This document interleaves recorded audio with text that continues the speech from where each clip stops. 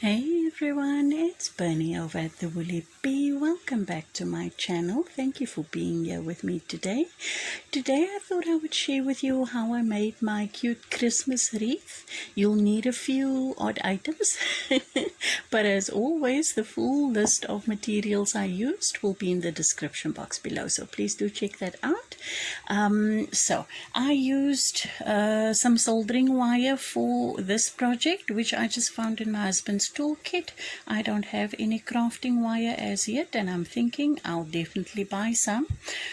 Tape measure, stuffing, scissors, the usual hook and yarn, and then I used an old pantyhose leg. I just cut one leg off, stuffed it with some filling, and then pushed the soldering wire through it, and then simply just bent the two ends at the end. And I'll just show you a short clip of what I did there.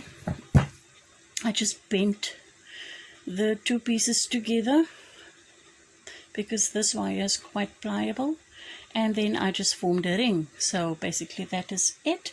I then simply sewed the one end of the hose closed over the other, and now I'm going to proceed to show you how to make the bobble stitch covering for this wreath. I used a 5.5mm hook with some DK weight yarn in color wine. Here we go. Sorry, I seem to be all over the place today, but for this quick little project, don't stuff your pantyhose too tightly with the filling that you're going to use. You want it to be a little bit malleable so that we can squish it into the wreath shape, because we're only going to be working with 24 stitches, so it'll be a short little project, but it'll end up rather long. So with your yarn, place a slip knot on your hook and then proceed to chain 24.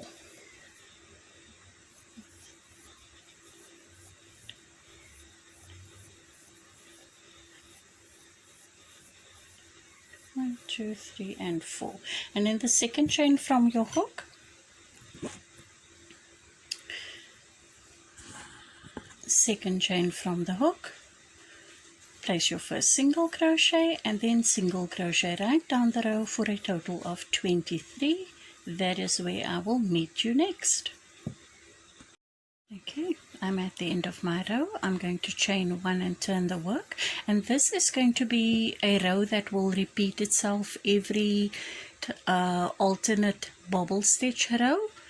So for this one, we're going to start with 1 single crochet in the first, and then we're going to continue follow with a bobble stitch, and that's yarn over, through your next stitch, pull up a loop, yarn over, pull through 2 and hold. We're going to be doing a series of 4 incomplete double crochet for the bobble stitch that I'm using for this wreath.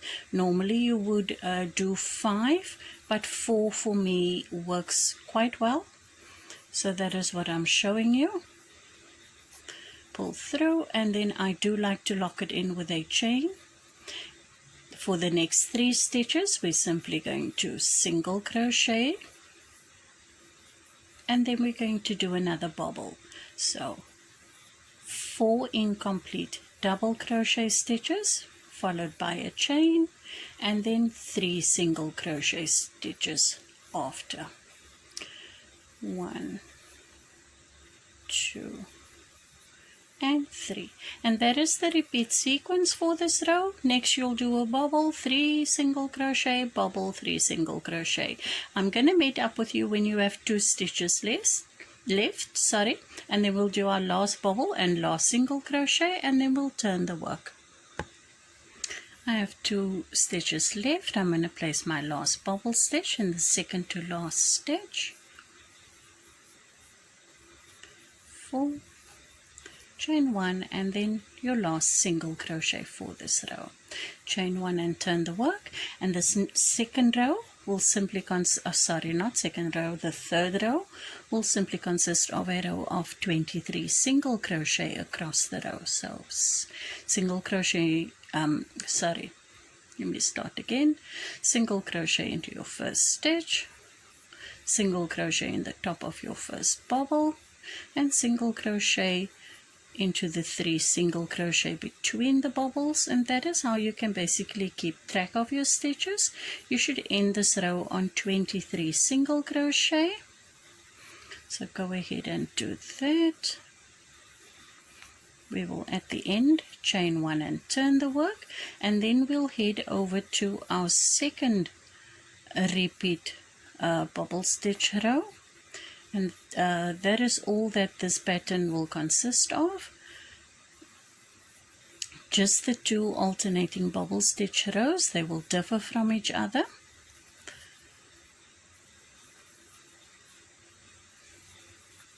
And 23, chain 1 and turn.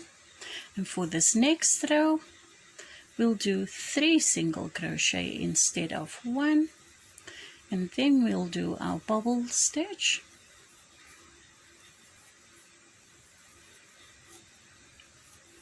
Three single crochet, a bobble stitch,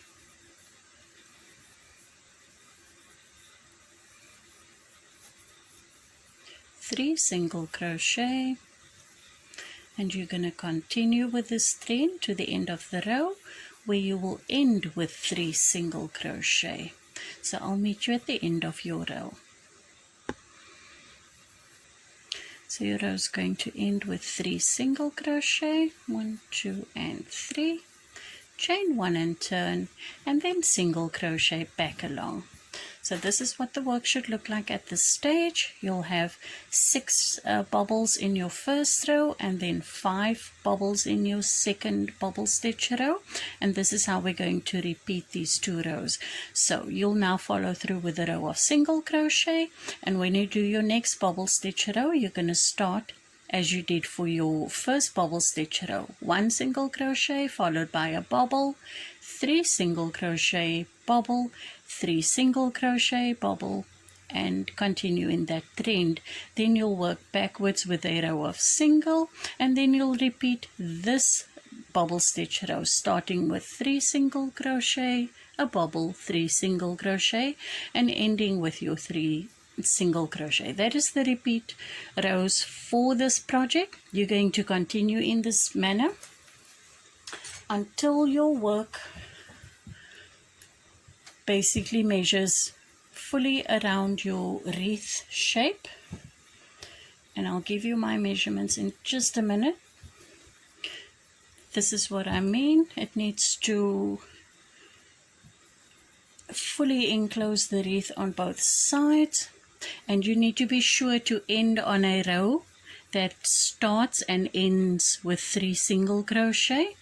Let me just measure this for you. Sorry, I can't get it all in on camera.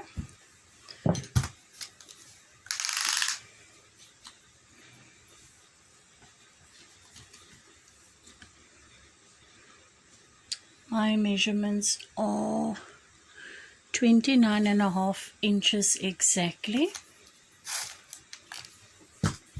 And now I'm simply going to switch to a smaller hook size, my 4.5, and I am going to start working to close up the wreath.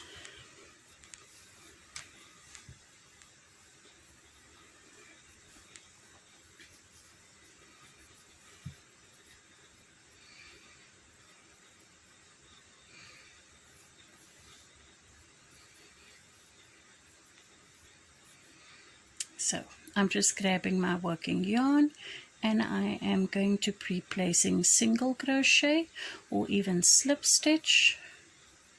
Do whatever works best for you. I'm going to be doing single crochet right around the 2 sides.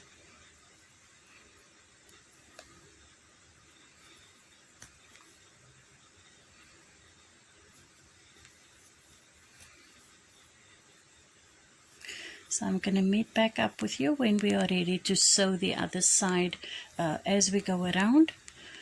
This is the way in which we will close up the wreath, and then we're simply going to sew the two edges together as well. So go around your wreath, single crochet or slip stitch as best you can. You can even sew with a needle and yarn. It's completely up to you, because the seam will be in the back of the wreath anyway, and you're using the same color yarn, so it would be hardly visible. So whichever way you choose to close the seam, it's completely up to you. I'll meet up with you when we're ready to sew these two edges together. I am nearly all done with my sides, and into that last stitch. And now I'm going to switch back over to my 5.5, and I'm simply going to grab the other side where the seam now meets for a slip stitch into every stitch around.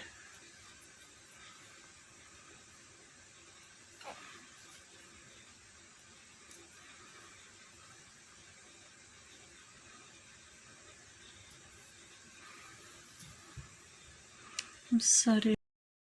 Okay, so after you've closed up this seam, enclosing your wreath, I'm going to just single crochet once again using my smaller hook, not single crochet, sorry, slip stitch, and I'm going to slip stitch just to the top of the wreath.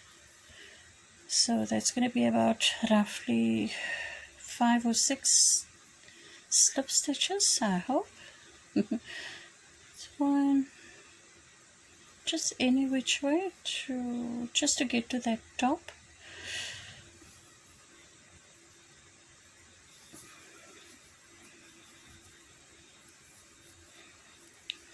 Four, 5. I'm gonna make it 8 to be just here in the middle of these two bubbles.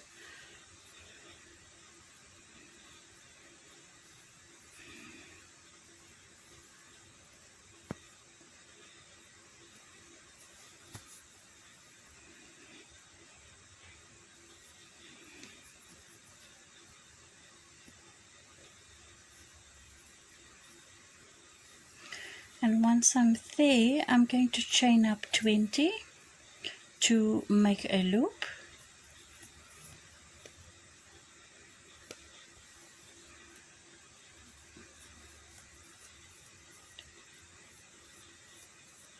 One, 20, and I'm simply going to slip stitch that back into the wreath once again, and then snip off my yarn.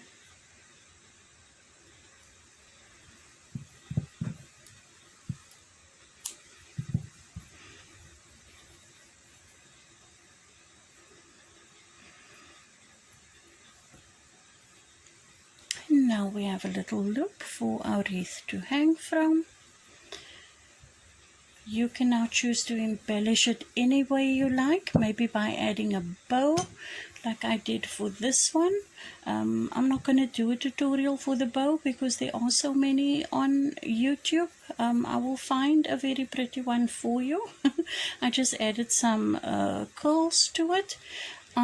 For this plain red one, I'm actually going to be hanging one of my little Christmas trees in the middle of my Christmas wreath. There will be a picture of this one in the thumbnail, so have a look at that. Weave away your tail end and enjoy your Christmas wreath. Thank you guys so much for joining me today. I look forward to seeing you sometime soon. Bye bye.